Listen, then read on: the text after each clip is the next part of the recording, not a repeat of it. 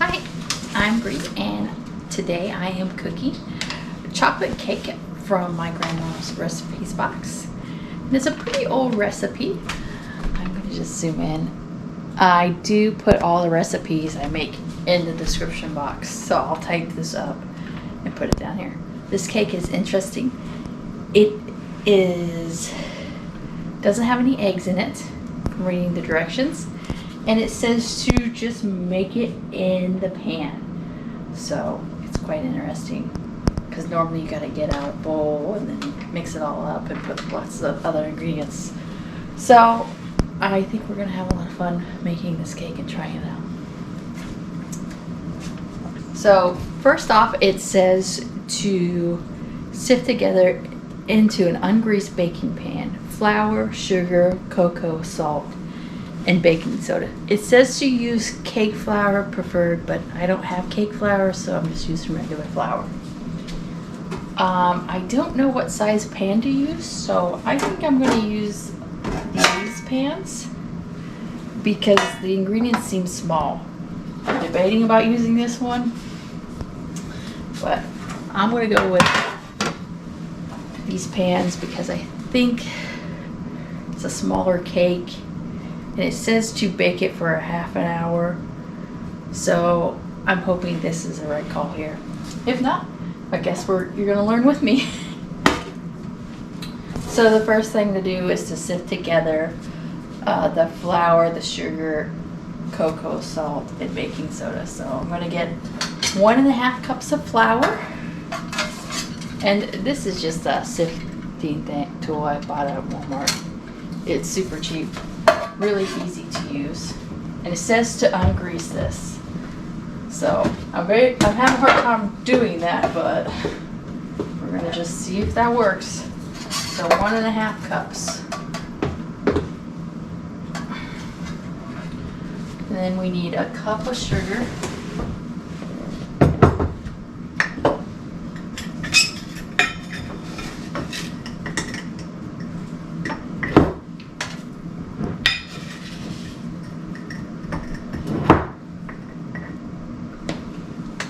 There's a cup of sugar. All of this. In this recipe, it says, I don't know if you can see this very well, but it says 3 capital T cocoa. And then the next one says a half lowercase t salt. So the capital T means tablespoons and the lowercase t means teaspoons. Thought that was interesting when I saw that. I remember my grandma telling me about that, but I had forgotten about it until I saw this recipe. It's kind of interesting, the things that we forget about until we see it again. So we need 3 tablespoons of cocoa.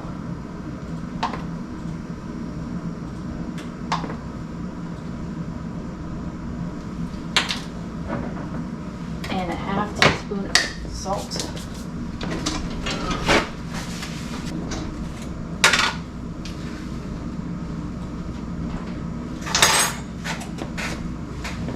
And then 1 teaspoon of baking soda.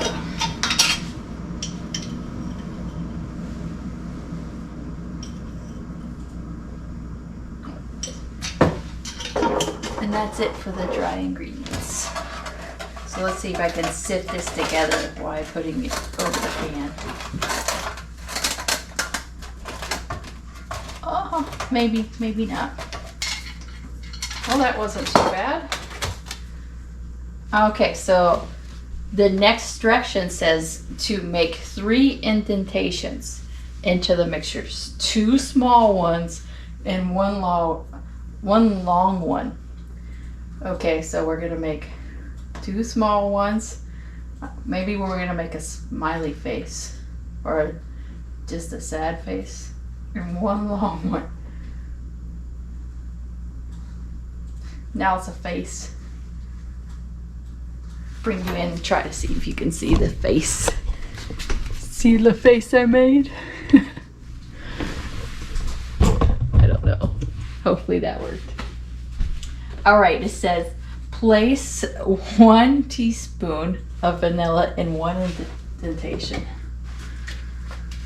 Right. I think this is the first time I actually measured vanilla. Oh, and then I spilled it. Congratulations. And then 1 tablespoon of vinegar. This is a little weird for me, but we're going for it.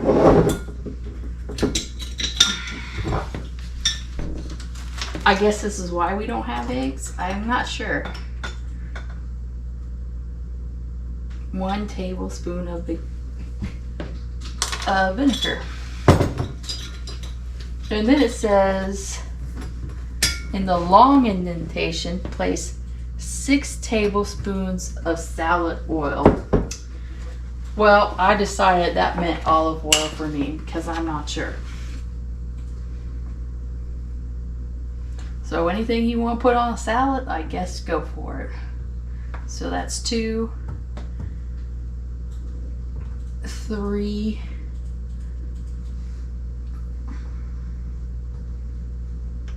4,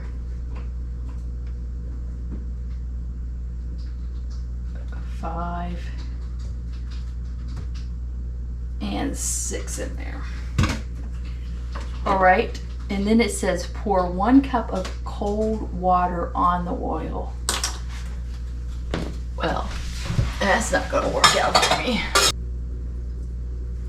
You know what I should do before I do anything else? Heat the oven to 375.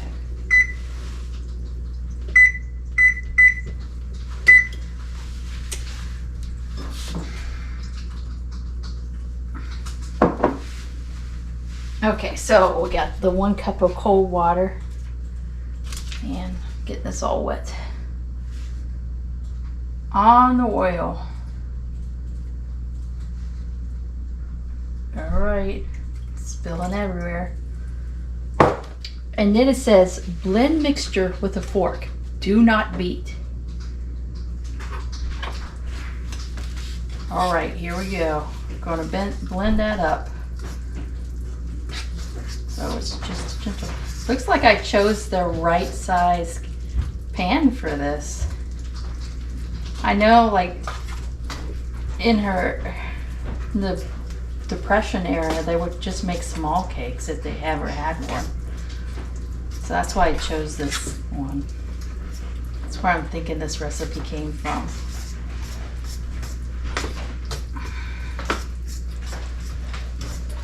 Because the paper is very old.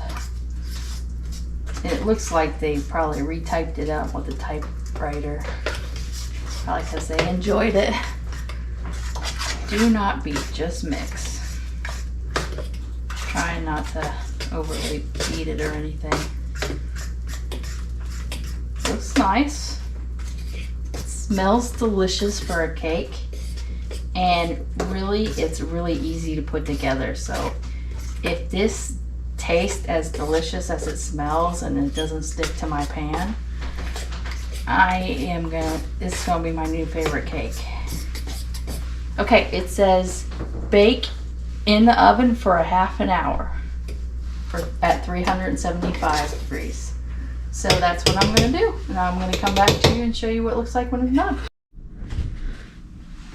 All right, I pulled the chocolate cake out of the oven and I let it cool. And now I can touch it. It did rise a little bit, so pretty impressive. So now it's a true test to see if it comes out. Well, let's see if I can just cut around the edges and get it to come out. I mean, it was really easy to make, but how easy will it be to clean up, and how good will it taste? That's another thing. So far, it's not looking like it's going to come out easily. What do I know?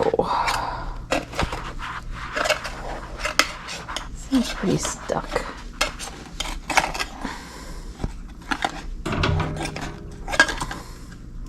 Seems like I should have parchment paper on it and sprayed it down like I normally would have done.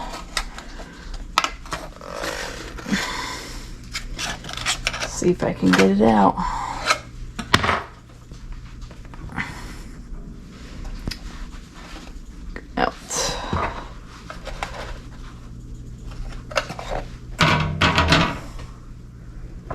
Oh, it came out. All right. Finally, I got it out. Feels very soft like a cake. Definitely put parchment paper down and spray it, because look at that. Definitely stuck. All right, let's cut it up and see. I'm just choosing to cut it up like bread.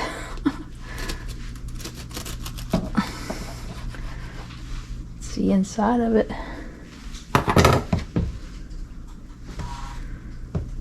It smells delicious like a cake.